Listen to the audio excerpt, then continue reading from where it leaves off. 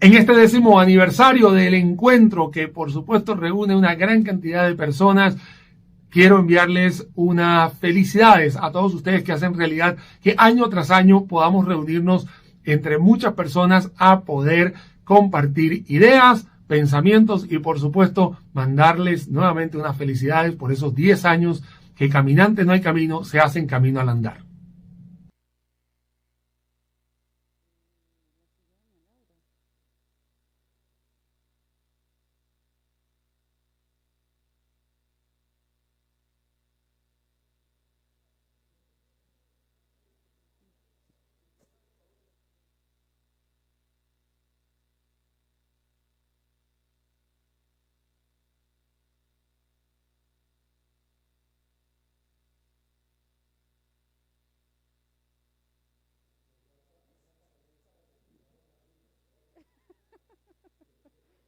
Vamos a poner micrófono.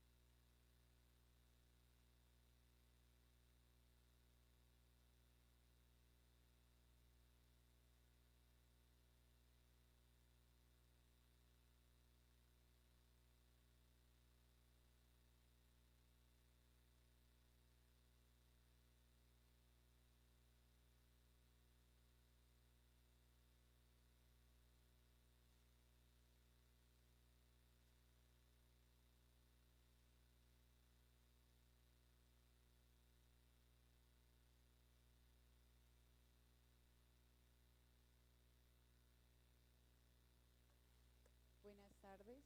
Buenas tardes. Ya todos estamos adentro. Ocupamos que por favor, así con mucho cariño les solicito que hagamos un poquito de silencio porque acá vieras cómo se escucha. Yo creo que por respeto a ellos y también a todos los demás presentes, no hagamos tanto ruido, por favor. Y también, bueno, ya vamos a cerrar este 10º encuentro y vamos a tener a don Roberto Artavia, también de moderador, ha estado durante toda la tarde, ya cuántas veces le hemos presentado, pero él va a ser el que va a estar con los panelistas, con doña Abril Gordienko, con Carlos Carranza, con doña Laura Bonilla y con también doña Vilma Ibarra. Les cuento un poco porque los currículos de ellos de repente son muy extensos, vamos a reunir lo más importante que podemos para poder presentarlos, para poder disfrutar de ese conversatorio de cierre que se llama Políticas Públicas, Contexto Global y Nuestro Contrato Social. Doña Abril Gordienko es consultora en políticas públicas, es profesora de introducción de Derecho en Lit University, es abogada graduada en la Universidad de Costa Rica con una maestría en la Universidad de Harvard en Administración Pública con énfasis en Administración, Liderazgo y Ciencias de la Decisión.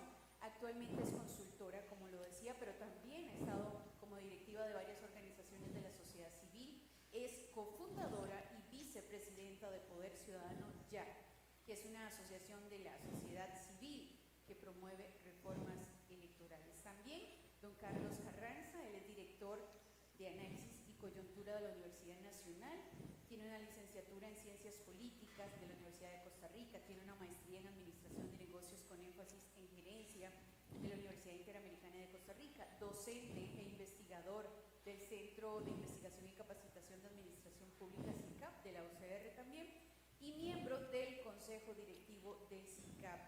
Me acaba de contar que es candidato a doctor en Gestión Pública y Empresarial. Doña Laura Bonilla es presidenta de BIC Exportadores, en la actualidad gerente general y presidenta de la Junta Directiva de este grupo, y que incluye las empresas BIC Exportadores, Productos Congelados Bajo Cero julio 12, Brooke S.A.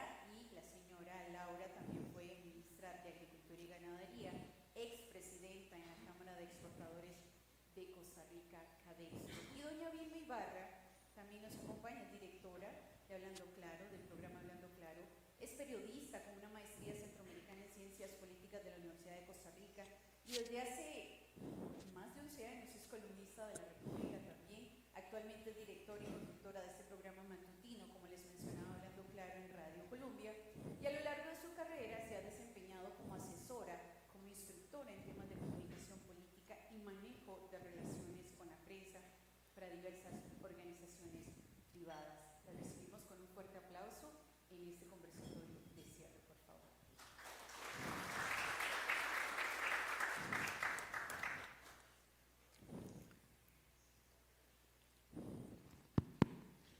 Bueno, una tarde larga pero provechosa, y yo creo que la vamos a cerrar con broche de oro en el panel que tenemos en este momento. Obviamente el tema de la democracia, de nuestro contrato social, de la dirección estratégica que lleva el país en el contexto geopolítico, geoeconómico que estábamos viendo, es fundamental, y creo que abordarlo ahora desde la perspectiva más de política, más de contrato social, más de democracia, más de libertad de prensa, pues es el cierre correcto para la coyuntura que estamos viviendo, y que esta tarde más bien temprano, pues traté yo de resumir, y que, como vieron, por lo menos el que les habla está sumamente preocupado con algunas de las tendencias y cosas que vemos. Entonces le voy a dar la palabra inmediatamente a Abril, quien nos va a ayudar abriendo el panel, y posteriormente escuchamos a las demás panelistas, y en el tiempo restante haremos pues un conversatorio alrededor de los temas importantes que surjan de las ponencias. Adelante, Abril. Bueno, muy buenas tardes. Muchas gracias, por supuesto, Roberto, a Viva Idea y a Foro Santander por invitarme a participar en este evento tan interesante, y es un gusto compartir el espacio con doña Vilma, doña Laura y don Carlos. Se nos ha pedido que señalemos algunas preocupaciones que afectan el destino del país y del contrato social. Yo, para no divagar y no pasarme del tiempo que me dieron, voy a leer buena parte de mi ponencia. Al día de hoy, 29 de junio de 2023, la humanidad ha acumulado una cantidad inédita de conocimiento. Entre la invención del alfabeto y la de Internet pasaron cerca de 4.000 años. A partir del año 1400, con la imprenta, inició la multiplicación en masa del conocimiento. Según la curva de duplicación del conocimiento, hasta 1900 este se duplicaba aproximadamente cada siglo. Al final de la Segunda Guerra Mundial se duplicaba cada 25 años. A inicios de este siglo se duplicaba cada 13 meses. Actualmente, con la Internet de las Cosas y la inteligencia artificial, se está duplicando cada 12 horas. En otras palabras, ahorita, dentro de unas horas, habrá el doble de conocimiento que cuando nos despertamos hoy en la mañana. El contexto que he descrito hasta aquí contrasta dolorosamente con la realidad de las generaciones jóvenes. Al menos 1.300 millones de niños, niñas y jóvenes del mundo crecen rodeados por un conocimiento inconmensurable al que por múltiples razones no tienen acceso.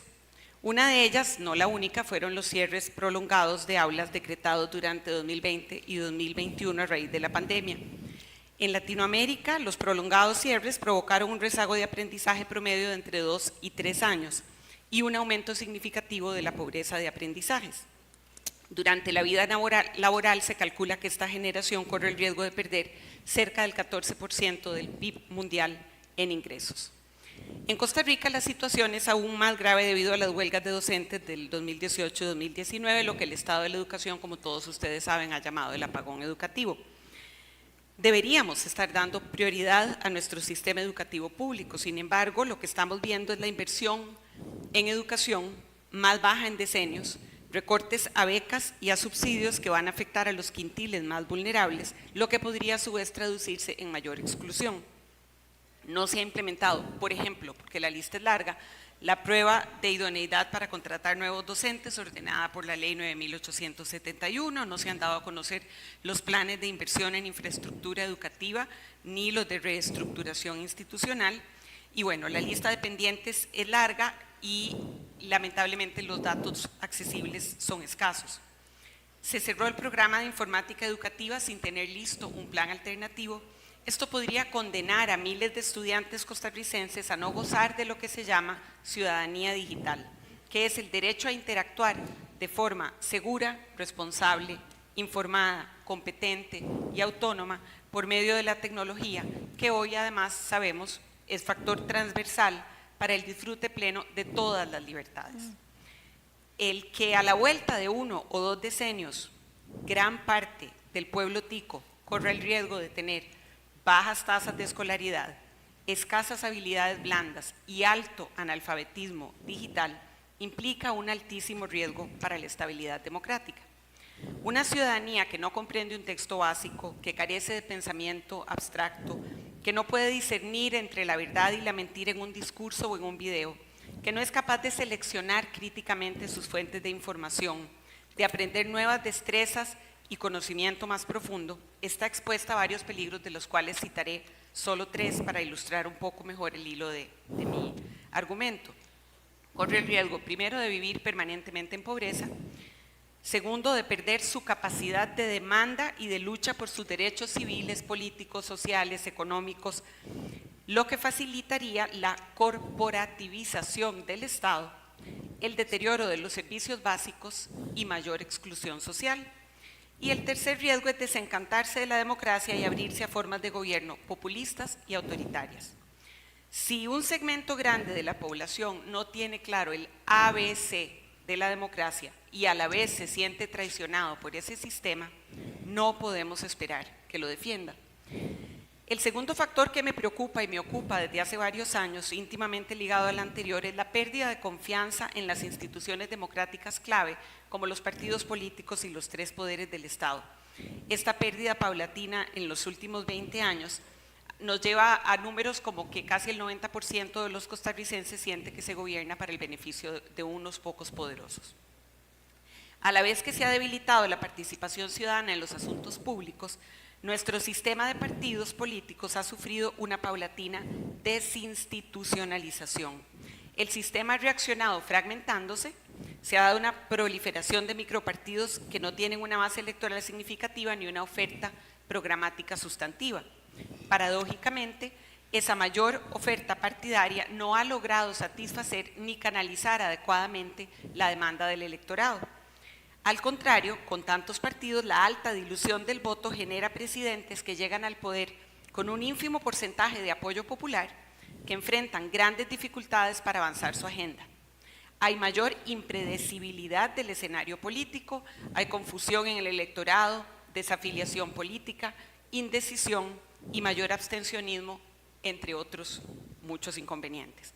Además, esta inestabilidad está generando políticos inexpertos que carecen de las destrezas cardinales, lo cual tiene un impacto perjudicial en las dinámicas del poder y en la gobernabilidad, así como en la calidad de la política pública que se emite.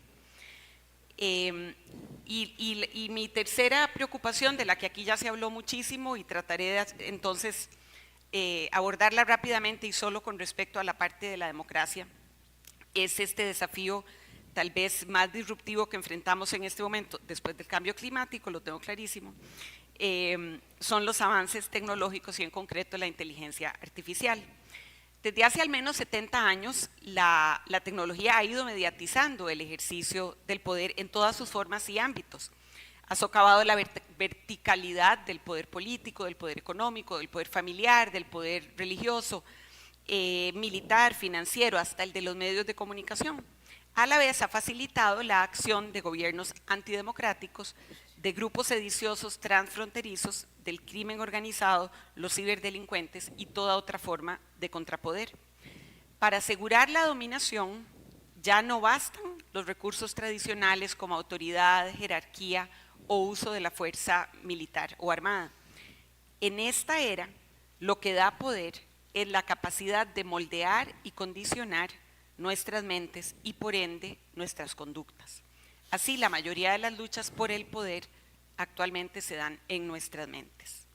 Los gigantes tecnológicos, los grupos económicos, los gobiernos, los partidos, los antisistema, entre otros actores, compiten para permear nuestros pensamientos, imponer sus agendas y movilizarnos hacia sus intereses. Para ello, cuentan con cantidades ingentes de datos y metadatos, con máquinas que aprenden y toman decisiones de manera autónoma, con ejércitos de entes reales y artificiales que realizan ataques masivos y ponen mucha presión sobre los sistemas democráticos, los cuales aún tienen poca, por no decir nula, capacidad de defensa. Las decisiones algorítmicas, sabemos, no son neutrales. Pueden reforzar sesgos preexistentes, ampliar las desigualdades, manipular la información, influir en la opinión pública de manera determinante, como para afectar, por ejemplo, el resultado de una elección, y minar la confianza en el sistema democrático, así como en cualquier institución o persona física y pública o privada. El meollo del desafío que plantea, desde mi punto de vista, la inteligencia artificial es fundamentalmente ético y también es global, lo cual lo hace muy difícil de gestionar. Muchas gracias. Perdón si corrí mucho. No. Vilma, te toca. Gracias. No, perfecto, estuvo. ¿Tenés presentación? Sí, vamos a ver que La presentación de doña Vilma, por favor. Minas dijeron.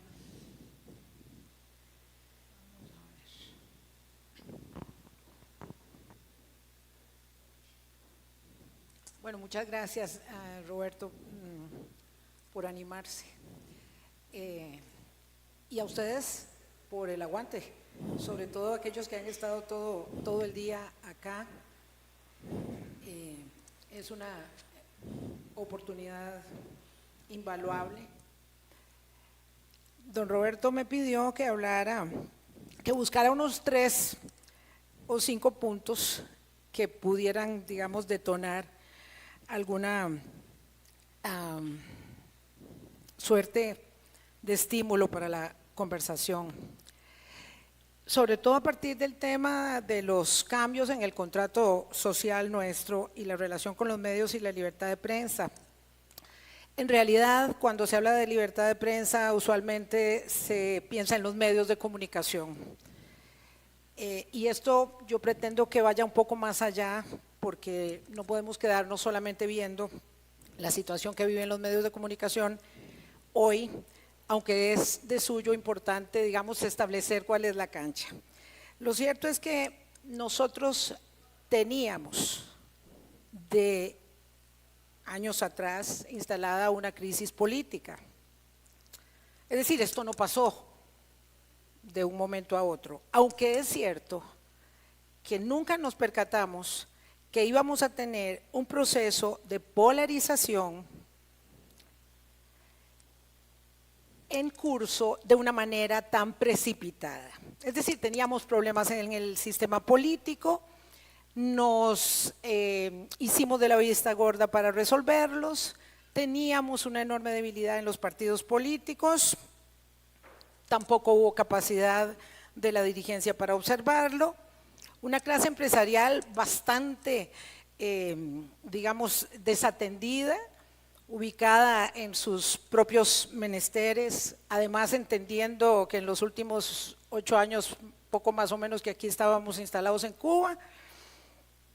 Entonces, cuando de pronto las cosas cambian con un resultado electoral tan sorprendente que no vimos venir, lo que tenemos es una muy poca capacidad de reacción, una gestión que no esperábamos, una sorpresa y una especie de asalto a las normas de la convivencia y al contrato social que dábamos por sentado.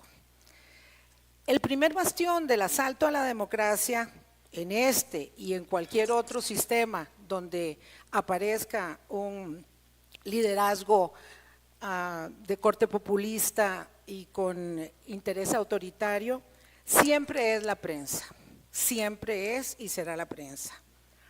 De modo que aquí tenemos en este momento la prensa partida, dividida en 3 claros sectores. Un grupo de prensa independiente que se resiste un poco al silencio y a la supeditación de las órdenes, un grupo de prensa silenciada que ha acuñado, digamos, la autocensura como una norma de comportamiento, de aquí no pasa nada, y un grupo de prensa que orbita alrededor del Poder Ejecutivo con las redes sociales. ¿En qué contexto? En un contexto de enorme fragmentación política y por supuesto de cálculo extremo de los actores.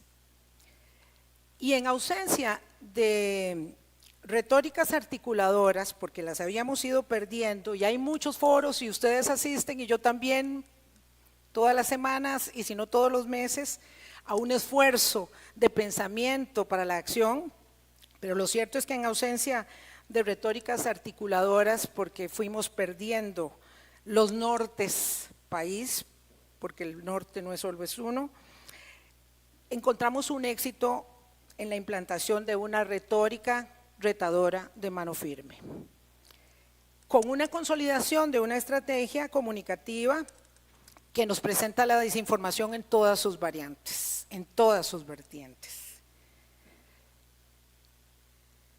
¿Cómo superamos la tensión sociopolítica que está instalada hoy en el ambiente, en todos los ambientes?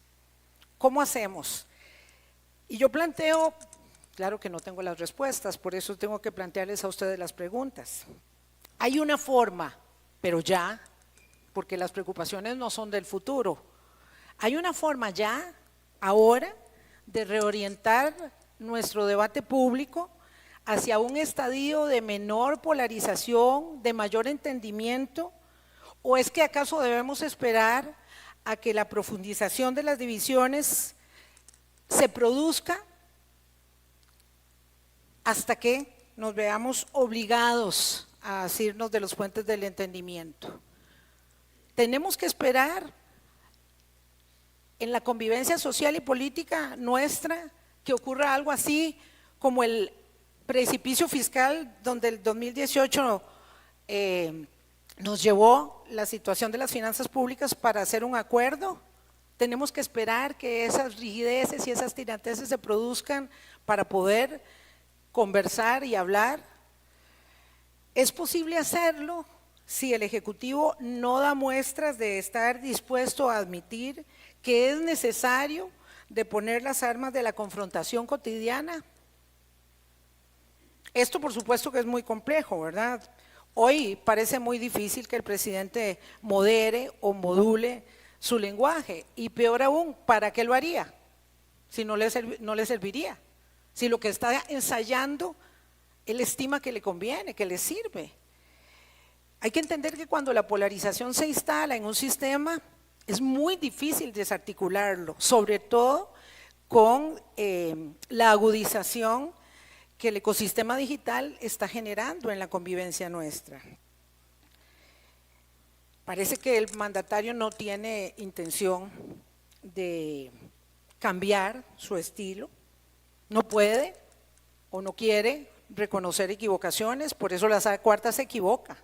No se equivoca el Poder Ejecutivo, no se equivoca la Junta Directiva de la Caja, se equivoca la Sala Cuarta. Pero es que si admite que está equivocado, se le cae el proyecto. Se le cae el proyecto, porque el proyecto tiene que ver con poder controlarlo todo y controlar a las personas también. Ha tenido un enorme mérito entonces en saber cómo enojar más a una parte de la sociedad y atemorizar a la otra. Quienes están legítimamente enojados porque de alguna manera estiman que el Estado no les respondió, lo defraudó, ¿verdad? Están esperanzados, todavía piensan que de este modelo puede surgir algo. Y los otros están aterrados, la mayoría no dicen nada.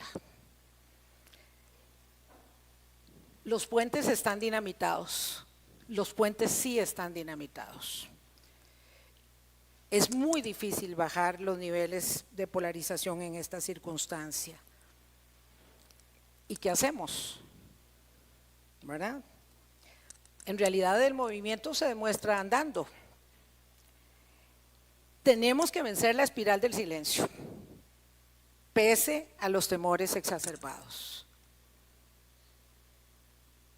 No podemos venir aquí a sentarnos a conversar de la sostenibilidad, claro, porque esos temas los tenemos que enfrentar, la digitalización, la sostenibilidad, el mejoramiento del clima de negocios, la crisis de la educación, el tema de la salud, cómo priorizamos las inversiones nuestras en salud. ¿Cómo hablamos de todo eso si tenemos miedo? Si no podemos encararnos, porque se nos instaló el temor en el medio de la conversación, porque no sabemos si el vecino con el que voy a hablar, si los compañeros con los que estoy van a saltar. Vencer la espiral del silencio es determinante en este momento. Proteger el sistema es determinante en este momento. Proteger la prensa, proteger la sala cuarta, el Ministerio Público, estar observantes y no en silencio. A mí me dijo un diputado, defiéndanse ustedes solos, porque yo no me voy a meter en la popularidad del presidente de la República ni de la jefa de fracción del oficialismo. Defiéndanse ustedes solos. Y a la vuelta de unos meses le dije, sí, me estoy defendiendo. Nos estamos defendiendo. Pero hay muchos de nuestros colegas que no tienen la capacidad de defenderse, que han recibido órdenes para no ser contestatarios, órdenes para no ser contestatarios y para no hacer, me dijo un colega, tengo un año de ser menos libre en el ejercicio de mi profesión, pero estoy subsistiendo. Tenemos que reconstruir el tejido social a pesar de la desigualdad instalada. Tenemos la obligación de escucharnos y sentarnos a conversar con o sin el Ejecutivo. Tenemos que hacerlo. De poner las diferencias, porque la lección que han dado otros países que han pasado por el deterioro democrático a manos de un liderazgo autoritario es el aglutinamiento de la oposición. Y si no entienden, José María Villalta, don Rodrigo Arias, Eliezer Feixa, Juan Carlos Hidalgo, que se tienen que sentar a conversar, que tiene que haber una manera de resolver esto ahora, no en el futuro. El presidente habla continuamente ahora, todas las semanas, de la necesidad de hacer reformas constitucionales, de que se den cuenta de las elecciones del 26, que piensen en las elecciones del 2030. Este es un proyecto político que tiene muy claras, alguien me decía ahora en el café, es que no sé para dónde va el gobierno. Sí, claro, hay un proyecto político y ese proyecto político está de la mano de la batalla que tenemos que librar contra la posverdad, porque yo sí creo, como dice un autor, que la posverdad es el prefascismo, y si uno pierde la lucha contra la verdad, pierde la lucha contra la libertad, y tenemos que entender que la democracia es el mayor bien a preservar, por encima de todas las diferencias que tenemos. Un periodista puede caer, un medio puede caer, la democracia no puede caer. Voy a dejarlo ahí.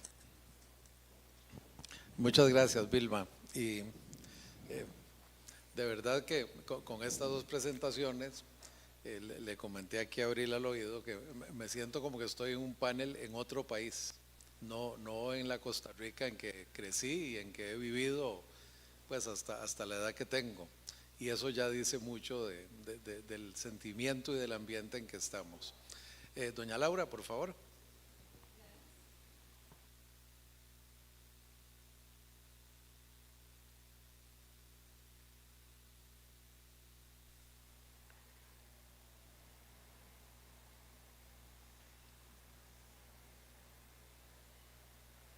Bueno, buenas tardes.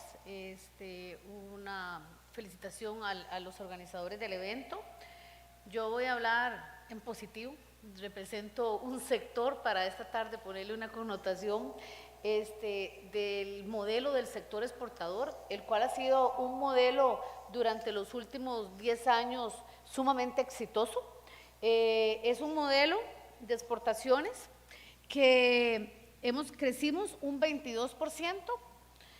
Si comparamos desde el año 2012 al año 2022, empezamos con 8.697 en el 2012, terminamos, perdón, y lo duplicamos casi con 15.581 millones de dólares. Los principales sectores que son los que han ido creciendo, bueno, está el equipo médico, todo lo que el tema ya sabemos de zona franca, el agrícola y el alimentario, digamos, entre los primeros sectores que han estado creciendo.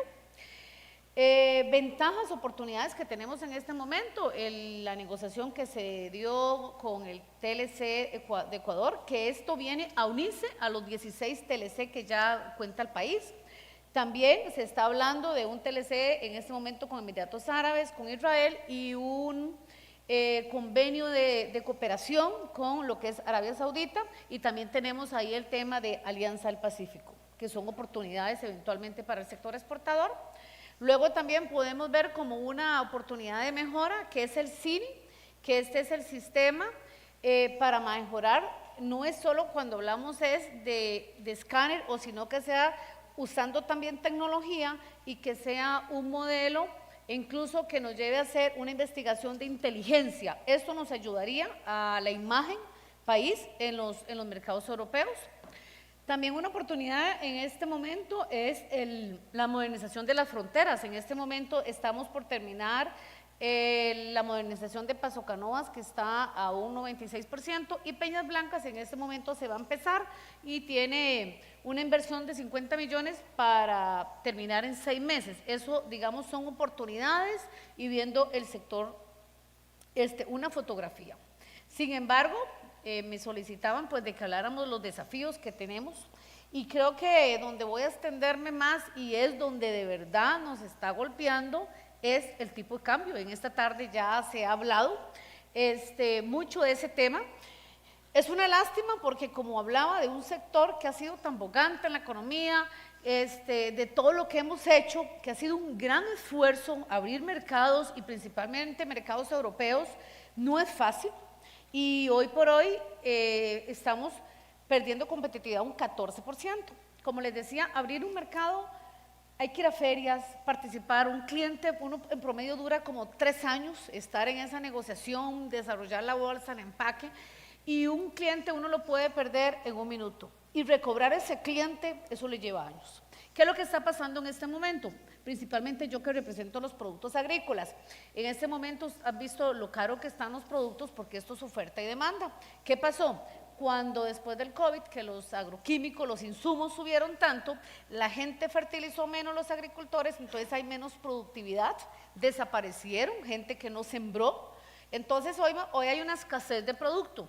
Entonces, aparte, si tomamos esa digamos, barrera que tenemos ahí, le agregamos los fletes que se duplicaron y triplicaron, y luego le agregamos el 14% que tiene que sumarle Costa Rica de competitividad, nos hicimos caros.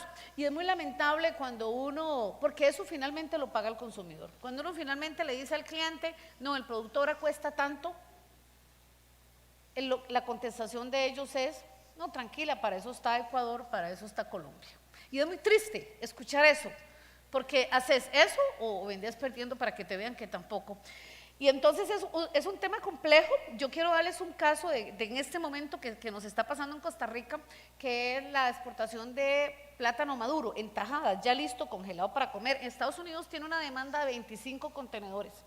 Pues resulta que no hay plátano en el mundo, y aquí en Costa Rica las empresas que hacíamos no conseguimos plátano, y entonces de los clientes lo único que te dicen, chao, vamos para Ecuador y Colombia. Entonces yo digo, ¿cuándo vamos a recuperar esos mercados?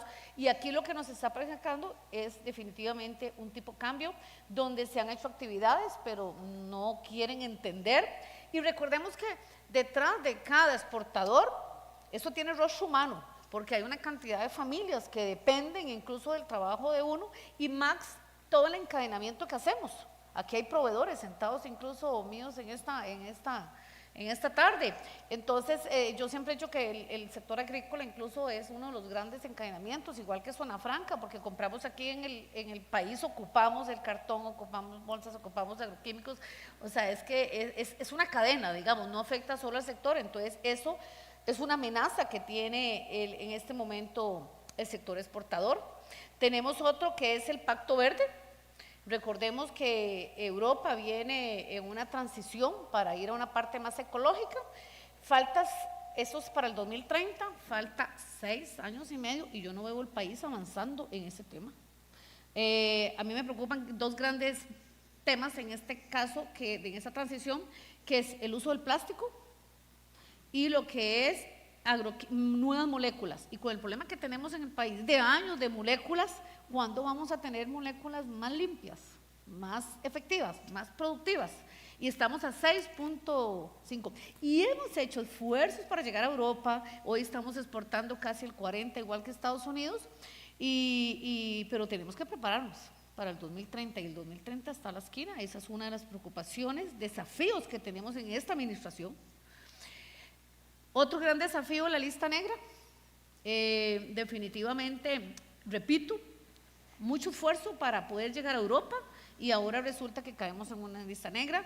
Por lo menos hay una buena noticia esta semana de que se hizo una comisión en la Asamblea Legislativa, porque esto urge, esto no es de ya, esto no es a corto plazo, esto es ya, porque si no tenemos tiempo hasta octubre y ahí sí nos va a afectar tanto lo que son zonas francas como lo es el régimen definitivo. Y bueno, un gran tema que yo creo que todos sabemos acá, que es la infraestructura nacional, que eso lo que nos hace es ser más caros, poco competitivos. Uno de los que resalto ahí, de los que tengo, es Caldera. Parte de por qué no podemos llegar a Asia teniendo un TLC es porque el producto fresco no pueden llegar buques más grandes. Definitivamente tenemos desafíos en el sector exportador en esta administración, que necesitamos para que este sector, este modelo que Costa Rica adoptó en un momento, pues siga siendo un modelo exitoso. Muchas gracias. Sí, gracias, Laura. Don Carlos, adelante.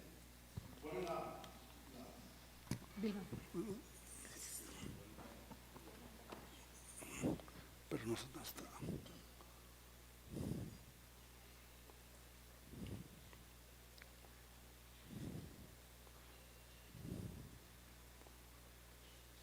Muchas gracias. Un gusto estar con tan distinguidas panelistas. Es un placer, un honor, y estar con ustedes en esta tarde-noche, aunque ha sido larga la jornada. Yo diría, primero, quise tomar el título para hacer una reflexión global. Costa Rica tiene que tener políticas públicas en todos los campos, desde la capacidad democrática hasta la capacidad de exportación. Y aquí Laura sabe que yo he estado participado en esta área de exportación y soy presidente de una agencia, además de profesores, porque algunos creen que los profesores solo criticamos. No, también he estado metido en esta área desde el año 86. Y las políticas públicas, si uno toma a algunos tratadistas, le dicen que es la interacción de diferentes actores para buscar acuerdos y en un buen modelo para buscar racionalidad en las decisiones públicas. La primera pregunta que surge es si esa racionalidad la tenemos en nuestro país. Yo diría que estamos largo de esa racionalidad. Y aquí está el profesor Salazar, que decía ahora sobre cuando él se fue de ministro de Ciencia y Tecnología, yo le hacía un comentario, ¿cuál racionalidad tenemos en lo que es la parte digital y los sistemas de información? Si todavía tenemos agujeros negros en los mismos sistemas de seguridad como apuntaron, pero también tenemos un elemento importante. Para tomar decisiones, una sociedad que es democrática y es competitiva tiene que saber manejar el contexto global. ¿Cuáles son los escenarios? Y no pasarse cartas entre un ministerio y el otro, sino coordinar esfuerzos para definir política exterior y política de comercio exterior. Y eso es una lógica simple que hay que tenerla clara, porque no podemos seguir. Y tampoco es desmantelar órganos a veces porque es inadecuado. La necesidad de que haya órganos de la sociedad, yo sé que el profesor Barahona no le va a gustar, de la sociedad civil, son fundamentales de la sociedad económica. Entonces, ¿por qué? Porque supone que el estímulo que dimos desde los 80 hasta ahora ha tenido algunos organismos paralelos que le han dado mucha importancia a esa capacidad. Entonces, está bien un ministerio, no estoy en contra, pero debe haber órganos privados que manejen una serie de actividades. Y la otra parte del contexto global, tenemos que darnos cuenta como dijeron los expositores, geopolítica y geoeconómicamente estamos en otro mundo. Hay que pasar la página, darnos cuenta que tenemos que tener mucho cuidado. No solo pensar en Estados Unidos, sino las nuevas ramificaciones de exportación, como es el modelo chino con Brasil, que nos ha hablado, con Sudáfrica y con Rusia. Acaban de fundar un banco, o pensar los acuerdos con la Corporación de Fomento Andino, que somos miembros. Tenemos que pensar en una nueva forma de estructurar nuestra visión. Y el otro elemento para partir es el elemento de contrato social. ¿Qué tipo de contrato social esperamos ustedes y yo y todos los que están aquí sobre el futuro de Costa Rica? ¿Cuál es el modelo que debemos hacer como tal? Lástima que no está también Jorge Vargas, que sería el quinto, que eso lo hemos discutido. Bueno, hay que pensar en un contrato social que fortalezca competitividad, equidad, bienestar y otros elementos fundamentales. Si me pasan a la siguiente lámina o la paso yo. Vamos a ver. Bueno, ahí pongo retos que enfrenta Costa Rica. Estamos en una gran transición económica. Eso no hay que perder de vista. Entre formas anteriores de producción, las que se dieron en los 80 y 90 están casi en el cierre. No todas, pero las transiciones son muy complejas. Y estamos también en una transición política. ¿Queremos una democracia del siglo XXI o un modelo autoritario del siglo XXI? Esa es una decisión que todos los sectores tenemos que tomar en cuenta como elemento fundamental. Ese es el primero. El segundo se refiere a un imperativo fundamental. ¿Cuál es? Un Estado moderno, una sociedad moderna debe tener todas las capacidades correspondientes. Cuando yo todavía veo que en las fronteras, cuando uno va para Nicaragua, Panamá, hay que bajarse, yo digo, estamos en otra época. Si ya en los 80 la Unión Aduanera Europea ya ha hecho esos cambios, hay cómo hacerlo, hay cómo mejorarlo. Sí hemos mejorado en infraestructura, pero no los pasos de cultura organizacional y de política pública coherente hacia el futuro. Y en eso también en la parte educativa y en la parte de política social. Hago una crítica.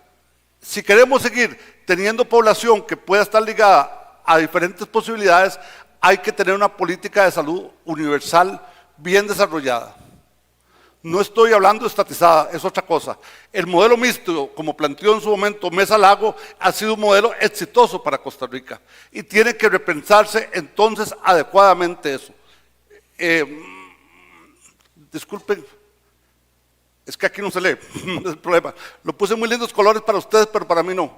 La otra parte, hay que entrarle en inserción a nuevos mercados. Pensar que la India, pensar que Malasia, los que hayan estado en Malasia, uno se queda asustado de ver el tamaño de Malasia. Perdonen que se me cayó un poco el micrófono. Malasia es un caso en el cual ustedes ven que ha hecho hops, pero todavía le falta cosas. Sin embargo, cuando yo estuve en Vietnam, le mandé a un presidente la siguiente recomendación: establezca relación comercial y establezca la otra parte. Establezca también acuerdos, porque es un nuevo mercado que no lo podemos dejar. Nosotros tenemos que tener una visión como país, ya que no hay región. Eso es muy claro. Podemos tener más acuerdos con Panamá, pero en el resto de Centroamérica es muy complejo la situación que se vive. Podemos tener una parte importante, pero no como único. Y viene la otra parte. Tenemos que profundizar los procesos tecnológicos. Tenemos que mejorar la parte digital y la parte de actualización. Estamos en la prehistoria. Solo un dato. El Ministerio de Hacienda tiene SAP. Los que saben lo que es SAP saben mejor que yo lo que se puede hacer. Y una cuestión se decide alrededor de un TikTok. No, señores, un Estado inteligente tiene que pensar inteligentemente, con decisiones racionales. Y los que hemos sido alumnos del Banco Mundial, eso nos enseñaron desde los años 80. Yo fui alumno en un curso del Banco Mundial ya en el 86, 87, y nos decían eso. ¿Y qué significa eso? Que también hay que mejorar las capacidades de Costa Rica. Tenemos retos en esas áreas que son fundamentales, centrales. Vamos a pasar a la siguiente. Y entre los retos que debemos enfrentar está cómo fortalecer las libertades públicas. Nosotros tenemos una gran decisión. Podemos hacer un modelo autoritario, pero deberíamos fortalecer la base, el que hablaba un distinguido de los exponentes. Hay que mejorar la educación. Yo sé que la educación hay que hacer cambios a todos los niveles, de la primaria hasta la secundaria y la universidad, pero no es en el nivel de cercenar recursos a la educación. Y hablábamos de la parte blanda, le diría una cosa que no hay, que no hay nadie, algún educador, pero lo digo yo que he llevado algunos cursos. Se comienza enseñando en la escuela las técnicas que, por ejemplo, usa el constructivismo de Piaget, o los modelos de Montessori, o los modelos que permiten que después las habilidades blandas, niñas y niños lo aprendan. Y viene un gran elemento importante. Hay que también pensar en la parte de la violencia estructural, el siguiente elemento. Costa Rica es hoy día una sociedad de violencia estructural. No solo en el que matan en el barrio, no solo el que se dice de sicarios, sino en femicidios, pero también en hechos reales. ¿Cómo se va a agredir en la casa porque se pierde un partido? Ya deberían acostumbrarse que eso es parte de la realidad, que se pierde, pero en ningún momento el fútbol debe ser una excusa para agredir en la casa, y todo el mundo lo ve como un hecho natural. Cuando una sociedad pierde esa visión, cae en anomia social, que hablaba Emilio Durkheim, es decir, en un descarrilamiento progresivo de la sociedad. La violencia estructural no nos sirve ni a la base de la sociedad ni al sector empresarial, porque la violencia comenzará a ir hacia otros rumbos, y ya la tenemos. Hay un gran escritor, Johan Galtung, que dice que hay que negociar para acabar con la violencia estructural. Y eso es una gran tarea del país que tiene que hacerlo fuertemente.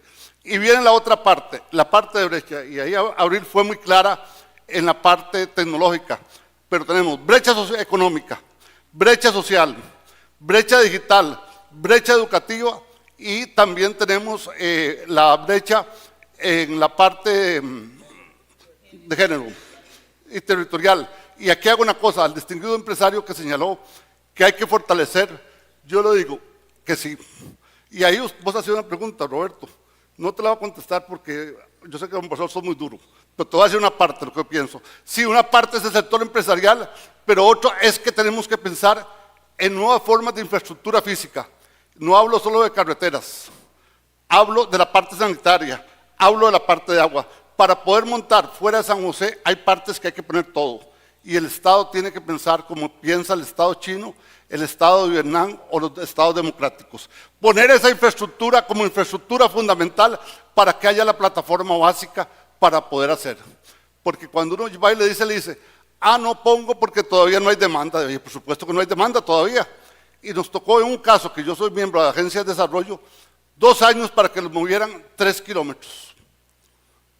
Es decir, y ese elemento de las brechas hay que tocarlo como elemento fundamental. ¿Qué es lo que necesitamos lograr? Acuerdos, consensos, pero la otra parte, pensar todo el entorno económico, social, como un todo, igual que en la parte ambiental. Y hago un elemento. Vos decías que te preocupaba lo de tus hijos, agregarle otra brecha que no está puesta ahí, la brecha de riesgo. Ya se nos inunda todas las ciudades con solo fuertes lluvias, pero tenemos que pensar que hay que pensar en un nuevo modelo en esa área. Está bien lo que está haciendo la parte de emergencias, pero debemos crearlo como una parte de prever, no a posteriori, porque a veces uno llega a las ciudades y lo que hace es después, cuando el daño es muy fuerte. Y viene esta parte final, cierro tal vez con la última. Voy. Si hay posibilidades para el futuro. Si ustedes me preguntan, ahí está el resumen, les diría, tenemos que diseñar una forma de gobierno inteligente, solidario y de diálogo. Un Estado que piense en los diferentes sectores y grupos y que además de eso apele a lo mejor de los valores costarricenses. Se nos olvidó que don Juan Mora Fernández fue un educador. O ahora que hablábamos de libertad de prensa, Juan Castro Madrid, cuando le dijeron arreste al padre Arista, y dijo no, eso no es democrático. Entonces hay que pensar también en la otra parte, en una agenda nacional multivariable e integrativo, que logre fortalecer cosas, repensar la competitividad pero con bienestar. Las dos van de la par. Los que hemos viajado al modelo español vasco, eso es un factor fundamental que hay que fortalecer. Y viene la otra parte, concentrar en 3 grandes niveles, falta la parte sectorial y de actores, pero lo dejo hasta ahí, nacional, regional y local. Y repensar entonces que el contrato social se puede rehacer en el momento actual. Muchas gracias y buenas tardes. Muchas gracias, don Carlos. Y vamos a ver, voy a tratar de enmarcar, tenemos poco tiempo y quisiera hacer una ronda con la misma pregunta para que la discutamos todos. Y si la puedo enmarcar en la siguiente forma, Abril nos presentó en primera instancia cómo el apagón educativo, cómo la situación de la calidad educativa, cómo la velocidad a la que se acelera el conocimiento teniendo un sistema educativo, voy a decir, incompleto y de poca calidad, nos está creando un caldo de cultivo para la pobreza, para el empleo limitado, para gente que no tiene un pensamiento crítico e independiente, y es caldo de cultivo para el populismo. Al mismo tiempo hemos señalado una serie de tendencias que muestran una tendencia hacia la autocracia en el gobierno actual y por supuesto las brechas que nos acaba de señalar don Carlos, sin hablar además de todas las fallas que hemos tenido en el contrato social, no tanto en su estructura original, sino en que no hemos cumplido, ¿verdad? La caja es una maravilla, pero no entrega los servicios. Tenemos el sistema educativo que gasta más relativo al PIB, pero no alcanza calidad, ni alcanza cobertura, ni genera los resultados que se esperan. Entonces somos un país donde se han hecho esfuerzos. Yo temprano señalaba muchas de las cosas que apuntó Laura, el país que exporta, el país que atrae inversiones, con un modelo sumamente exitoso, y sin embargo un modelo sumamente exitoso que crece con nadadito de perro. Entonces mi pregunta es, y el colapso de los partidos políticos. Quienes nos representan en las estructuras políticas tradicionales están colapsados.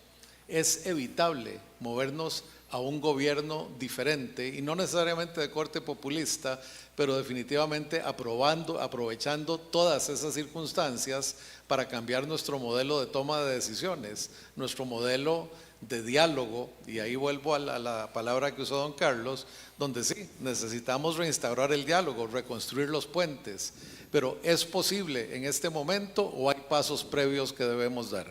Y me voy en orden, así como estamos. Perdón, usted en el micrófono. Sí, cierto. Y sí está funcionando, sí. De ahí esa es la pregunta del millón. Creo que estamos tomando conciencia de los riesgos que estamos viviendo. Nos ha costado, hemos estado adormecidos, pero ya estamos tomando conciencia. Y hasta ahora la institucionalidad democrática ha funcionado, ha probado funcionar. Y eso es fundamental y creo que Vilma y también don Carlos lo dijo, hay que seguir protegiendo esos bastiones o seguirlos fortaleciendo. Yo soy una creyente de la educación cívica y hablé antes del ABC de la democracia y en Costa Rica se descuidó por completo. Parte del gran sacrificio de que nuestros estudiantes solo estén recibiendo, el 82% de nuestros estudiantes del sistema público no reciben el currículum completo. Y por supuesto una de las cosas sacrificadas viene a ser la educación cívica. Entonces creo que tenemos que preocuparnos primero por el ABC de leer y escribir, porque si no ni siquiera van a poder aprender otras cosas, otros valores. Pero definitivamente enfocarse en el sistema educativo es fundamental. Creo también que hay que hacer un esfuerzo por fomentar diálogos entre todos los grupos sociales, no solo con el Ejecutivo o con quien piense diferente de nosotros en un tema en particular, sino recuperar la capacidad de diálogo que nos caracterizaba. Y por supuesto que ya a nivel más técnico, no tanto de liderazgo y no tanto de lo que ocurre en el debate público, a nivel técnico hay muchas cosas que se pueden hacer para renovar nuestro sistema político y eso es en lo que pues por varios años he estado trabajando, solo que pues pienso que este no es el espacio para entrar a hablar de esos detalles técnicos, pero tanto el Tribunal Supremo de Elecciones como esta organización Poder Ciudadano ya hemos presentado propuestas y seguimos trabajando en propuestas que ayudarían a fortalecer sobre todo nuestro poder legislativo, que recordemos que es uno de esos pesos y contrapesos fundamentales. en una democracia. Sí, don Carlos, usted nos presentó ahí al final una serie de recomendaciones, pero ¿es posible sostener ese diálogo y hacer esa articulación cuando el otro lado no quiere escuchar? Bueno, vos recordás la negociación que se ve en Harvard, entonces te lo voy a contestar por ahí. Hay que tratar de hablar. ¿Cuántos años no duró Mandela para poder hablar con la parte contraria? ¿Cuánta parte no duró Gandhi para poder llegar a acuerdos? Y velo vos en otro caso, que me parece que es muy claro. Cuando Uruguay, cuando sale el presidente Mujica del Parlamento, ¿quién lo va a buscar?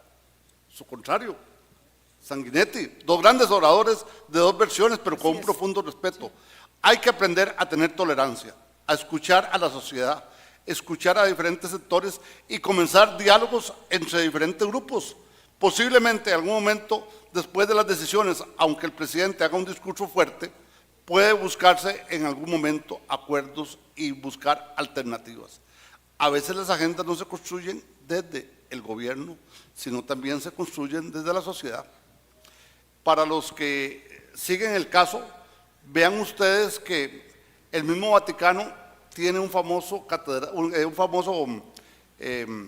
sacerdote que es cardenal, dedicado a la negociación, y búsquenlo en los principales periódicos, a Parolín, que es el que ha llevado todas las negociaciones, participó hasta en Colombia, participó en diferentes lugares y ha logrado que la gente ceda.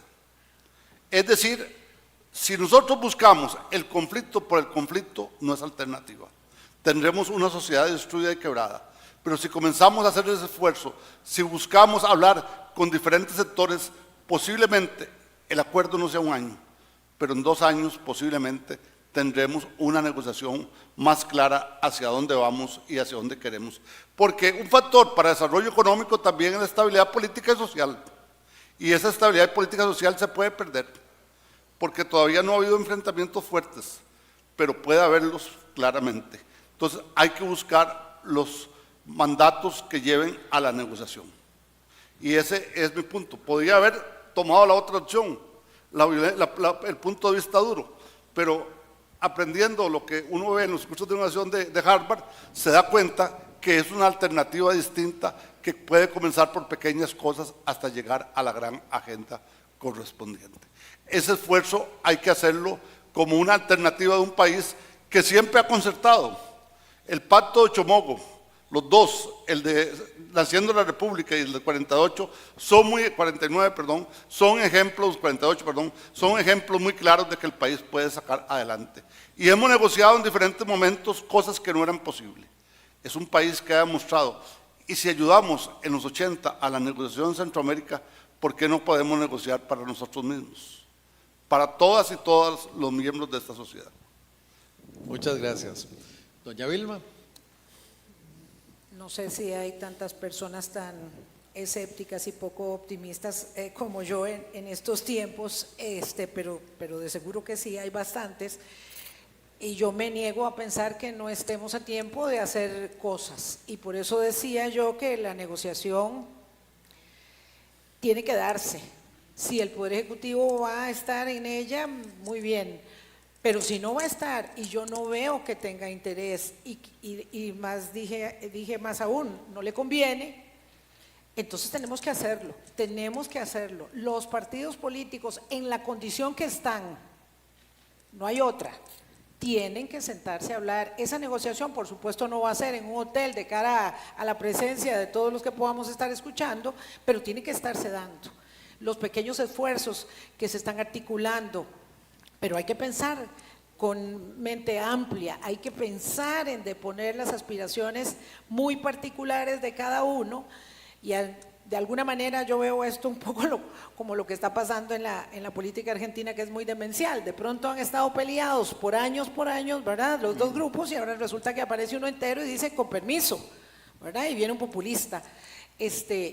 No nos dimos cuenta, no pensamos que a nosotros nos podía pasar. Eso le pasa a otros. Eso le pasó a Estados Unidos, eso le pasó a Polonia. A nosotros no nos iba a pasar, pero nos está pasando. Y no hay interés en que las cosas se reviertan, por lo menos en este momento no tiene la necesidad perentoria de cambiar. Entonces tenemos que hacerlo, pero hay que entender que no se puede viendo para otro lado, ¿verdad? Porque cuando usted tiene una crisis política y va metiendo cosas debajo de la alfombra, en algún momento se le va a salir. Y yo lamento decirle a Laura con todo respeto y cariño, porque la conozco hace muchos años, que no puede uno venir y decir, bueno, yo voy a hablar de lo bonito. Y me hubiera gustado decírselo a don Carlos Wong también. O sea, ¿de cuál bonito? ¿Qué vamos a construir sobre el desmembramiento del contrato social, de entendernos con respeto, de aceptar que tenemos visiones y perspectivas políticas diferentes, cuando aquí hay arrase tierra? No se puede pensar diferente. La administración tributaria está siendo prostituida. Hay gente que le han llegado a decir que ese quedito porque le mando a la caja o le mando a tributación. Hay gente que está renunciando a las cámaras también, que está dejando de lado su pasión, su cooperación. Yo conozco gente en la prensa que se está yendo también, que ya no aguantan la presión. Entonces, ¿qué es lo que queremos? ¿Que esto reviente? Ya hay manifestaciones de mucha violencia que pasa de las redes sociales. Entonces tenemos una obligación, porque este es el país de nuestros hijos y nuestros nietos. Tenemos la obligación de entenderlos y tenemos que vencer la espiral del silencio, porque yo creo que eso es lo peor que nos está pasando. Hablar como si no pasara nada, como si aquí esto no está sucediendo. Y a mí no me gustan las comparaciones, porque no es cierto que vamos a establecer a partir del miedo irracional una circunstancia para decir que vamos a hacer El Salvador o que vamos a hacer Nicaragua. Pero es que el empresariado nicaragüense siempre pensó que podía negociar con el gobierno y quedarse callado y si no lo molesto, no me molestará a mí. ¿Qué pasó con una sociedad? Un proceso de deterioro puede llevar 10 años, 15 años. Cuando el gobierno empezó, a mí me decían, ay, qué barbaridad, faltan 3 años y 8 meses. Ay, qué horror, todavía faltan 3 años. ¿Y si faltan 8? ¿Y si faltan 12? ¿Y si no hacemos nada? Porque tenemos miedo, porque a lo mejor así pasamos debajo del radar y no nos vuelven a ver. Porque aquí bajo la coacción o bajo el amedrentamiento se está silenciando a la gente. Y como ya estamos varios puestos ahí en la vitrina, ojo lo que le puede pasar, esa es la vitrina y no hay enemigo pequeño. Puede ser un funcionario del MINAE, puede ser un funcionario de la Caja, puede ser el señor Leonel Baruch con todo su poder, puede ser una periodista independiente, puede ser cualquiera. Pero así como podemos ser nosotros y somos, vienen los demás después. Y van a decir, no, yo pensé que era cuestión de aumentar la productividad, íbamos a salir adelante. Yo pensé que era una cuestión de cadenas de valor, yo pensé que era cuestión de 5G. No, para todo eso tenemos que tener un entendimiento de que lo que está en riesgo son los fundamentos del sistema democrático en el que hemos creído, en el que crecimos con orgullo, pero ya no podemos seguir diciendo que no tenemos ejército y que eso es una maravilla, y que tenemos seguro social, si lo están desarmando todos los días.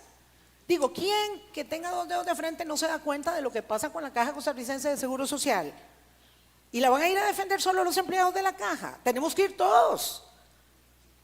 Y cuando la Sala Constitucional emite un fallo, tenemos que ser contundentes respecto de ese fallo, sobre la prensa, sobre la Caja, sobre los temas, porque hay que apoyarlos, hay que apalancarlos, porque también están llenos de presiones. La prensa está llena de presiones, el Ministerio Público todos los días le dicen lo que tiene que hacer. Los magistrados están resistiendo.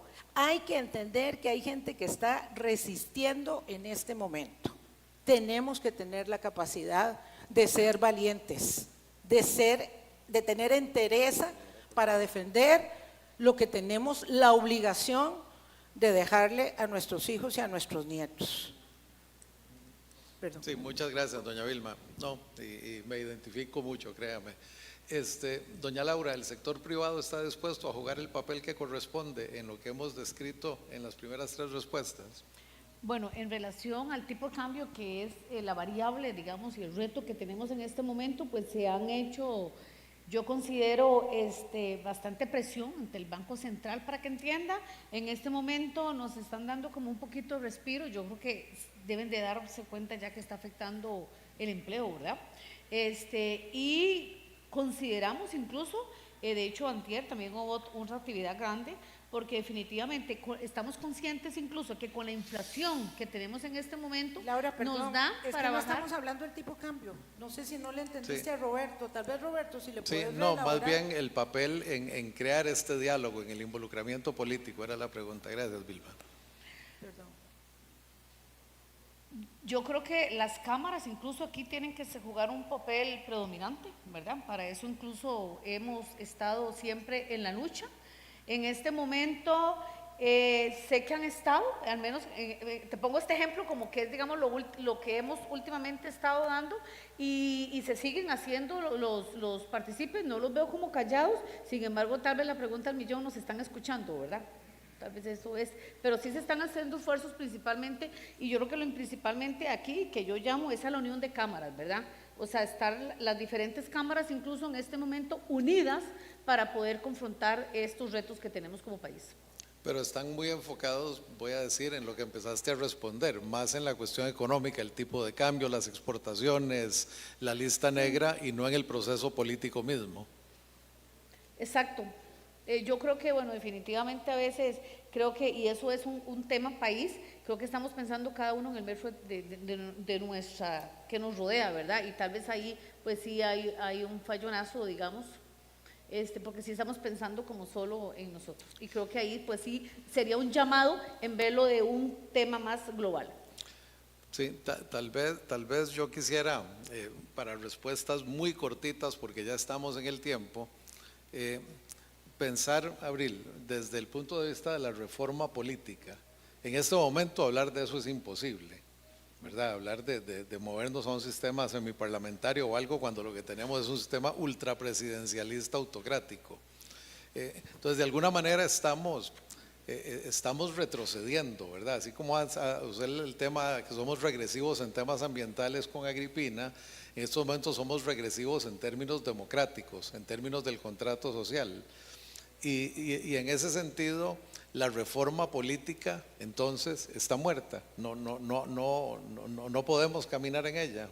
Yo no creo que esté muerta y creo que vamos a ver, hay como una gran estrella del norte que es una reforma estructural grande que tal vez en este momento no está el terreno listo, pero se pueden ir logrando una serie de cosas pequeñas que además ayuden a preparar ese terreno. Por ejemplo, en Costa Rica realizar coaliciones es dificilísimo, sobre todo porque la ley impide que cuando ya arrancó una campaña política, los partidos ya no pueden hacer una coalición. A como estamos ahora con un sistema político, un sistema partidario tan hiperfragmentado, ese montón de actores pequeños que por sí solos no tendrían músculo, con esa reforma pequeña podrían unirse, tener músculo y garantizar que los valores democráticos se preserven y lleguen.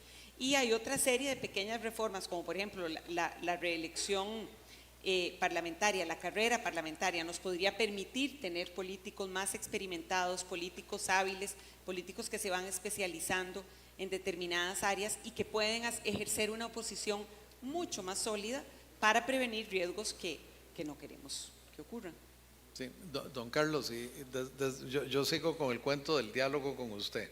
En este país 4 veces he visto leyes, decretos, proyectos, parte del Acuerdo Nacional estableciendo el Consejo Económico Social, por ejemplo, una instancia de diálogo para evaluar políticas antes de que entren en el proceso político. ¿Necesitamos instancias así o usted está hablando de una cosa mucho menos estructurada? Yo le entendí a Vilma que son estos pequeños núcleos que se están formando, que están dialogando entre ellos y que en algún momento van a crear una masa crítica, un archipiélago suficiente para hacer un contrapeso. ¿Cómo es que se lo está imaginando usted? Yo no estoy pensando en los consejos por ahora. Sí es un resultado que tiene que darse en algún momento. Pensaría en los diálogos sectoriales, en los diálogos entre diferentes grupos, para comenzar a plantear cosas en las que pareciera que estamos alejados, pero posiblemente tenemos más acuerdos de lo que pensamos. A todos nos interesa mejorar la infraestructura, manejar la parte digital, pero también que haya mayor paz en Costa Rica. que haya estabilidad que nos permita vivir con mayor cuidado. Vean que a veces cuando uno va a ciertos lugares uno piensa, ¿puedo entrar o no puedo entrar? Entonces hay que pensar que hay que comenzar a abrir las puertas. Yo hago un llamado a esa búsqueda de acuerdos parciales que lleven en algún momento a un acuerdo nacional. Las murallas no se superan una vez, las murallas a veces se pueden brincar o buscar alternativas en las cuales la sociedad, si tiene esa capacidad, puede construir nuevas alternativas. Soy partidario de que tenemos que fortalecer nuestra capacidad democrática en el mejor sentido de la palabra en el siglo XXI. Sí, muchas gracias. Y Vilma, para ya terminar, el papel de la prensa directamente en la articulación de lo que hemos estado discutiendo, de la creación y la promoción de este diálogo, de esta construcción de puentes, de esta búsqueda de terreno común. Vamos a ver, el problema fundamental no solamente es que tenemos la prensa dispersa en 3 grupos, como les expliqué inicialmente, sino que el discurso de la posverdad es realmente un veneno muy poderoso. Cuando se instala el discurso de la posverdad, se trastoca la posibilidad de decir la verdad en la vida pública, ¿verdad? Entonces, la estigmatización de un sector, este país es muy pequeño, la estigmatización de un sector de la prensa que se hace permanentemente, y que es la prensa que ha decidido mantenerse, digamos, en el fuero de la independencia, y somos muy poquitos. La Nación, Canal 7, Delfín, Observador, SRO y Hablando Claro, básicamente, y me da mucha pena incluirme, pero me siento en ese lado de la historia. Esa es la prensa que está ahí. Un sector de la prensa en silencio, porque piensa que va a recibir mejor trato en la renovación de las frecuencias del espectro del próximo año, que es una gran daga que está instalada desde el día 1, ¿verdad? Y desde el día 1 además se establecieron las delimitantes de con quién se iba a estar y quién iba a estar en contra, y los que no iban a estar, digamos, haciendo prensa gubernamental ya sabían que iban a tener problemas muy serios. Y un gran grupo de pequeños empeños periodísticos que están, digamos, permanentemente seducidos por pagos que se están efectuando, no solo son promesas de pago. Entonces, eso hace que el grupo de la prensa que está dispuesta a dar la pelea es un grupo de la prensa muy estigmatizado hoy. Son las ratas, son los canallas, hay que ver lo que pasa en ese ecosistema de las redes. De modo que yo creo que esta es una tarea que tienen que dar los sectores, la sociedad civil, los partidos políticos, los dirigentes, no importa qué tan deteriorados y poco legitimados los veamos, son los que son, esos son los que están, y la prensa lo único que va a poder hacer, la prensa independiente, es reproducir un poco, porque no la veo yo jugando un papel de primera línea, porque eso no podría ayudar mucho a la causa, y nosotros estamos muy debilitados, bastante diezmados, unos con más capacidades por supuesto que otros, pero en una circunstancia muy compleja donde creo que tenemos que librar una lucha contra el relato iliberal, una lucha contra la posverdad, y ahí sí que todos pueden tener un papel, porque hay mucha gente que se ha ido de las redes porque tiene miedo. Hay un papel que cumplir, eso no es cierto. Con los amigos, con los vecinos, con la familia, eso es falso, eso no es cierto. No crea todo lo que ve, no crea todo lo que escucha. Hay un papel que tenemos que cumplir todos también. Sí, no, muchas gracias. Y cuando estaba la presentación de Vilma, le dije a Abril, algunos de los temas que están ahí me hacen sentir como que estoy en otro país. La verdad, también. sí, la verdad es que voy a decir, me devolví como la mitad del camino, no porque el tema esté resuelto en ninguna forma, sino porque al final estamos buscando puentes, estamos buscando diálogo, estamos buscando una solución civil, ordenada, respetuosa, y ojalá que eso sea lo que caracterice la eventual solución a todo esto. También, y fue mencionado aquí, y quiero enfatizarlo, depende mucho de que podamos proteger la separación de poderes, las instituciones de control, y si eso se mantiene en su lugar, pues seguramente subsistiremos la tormenta y llegaremos al otro lado, ojalá a buen puerto y a una reconstrucción en la dirección que debe ser. Muchísimas gracias, de verdad muy enriquecedor. Gracias. Gracias. Buenas Gracias. tardes.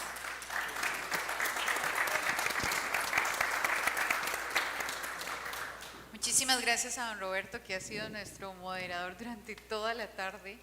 Le agradecemos a él, a Abril, a don Carlos, a doña Laura y también a doña Vilma por este último conversatorio. Muchísimas gracias a ellos y muchísimas gracias a ustedes que se quedaron hasta el final. Y ahora, para cerrar este evento de manera memorable, los vamos a invitar a un cóctel de clausura donde van a poder disfrutar de un ambiente ya más relajado y continuar con las conversaciones con otros asistentes. Habrá música, tenemos una artista invitada, le pueden pedir canciones inclusive si quieren escuchar alguna en especial, y deliciosas bebidas para que no se lo puedan perder. Gracias a todos por ser parte de este 10º encuentro Costa Rica, que ha sido un día increíble de aprendizaje, de crecimiento, de retos, y esperamos que hayan disfrutado tanto como nosotros. Nos vemos en futuros eventos de Foro Santander y de Viva Idea. De parte de ellos, muchísimas gracias a todos los que vinieron en la mañana, los que se mantuvieron hasta en la tarde también. Recuerden que fue posible gracias a la Universidad Latina, a la Clínica Bíblica y a Silver, los patrocinadores Silver como Garnier, Automercado, Copecaja, Beice Exportadores, Fitco, Empaque Santa Ana y Evolution Free Zone. Muchísimas gracias y que disfruten y que lleguen bien a sus hogares. Gracias por habernos acompañado en el encuentro Costa Rica, 10ª edición. Por 10 años consecutivos, el foro de análisis intersectorial más importante de Costa Rica. Fue llevado a ustedes gracias al patrocinio GOL de Hospital Clínica Bíblica y la Universidad Latina, y contó con el patrocinio Silver de Automercado, Empaque Santa Ana, Evolution Free Zone, BIC Exportadores, Fitco, Garnier y Copecaja. Encuentro Costa Rica fue organizado por Viva Idea y Foros Santander. Nos veremos en 2024 en nuestra 11ª edición.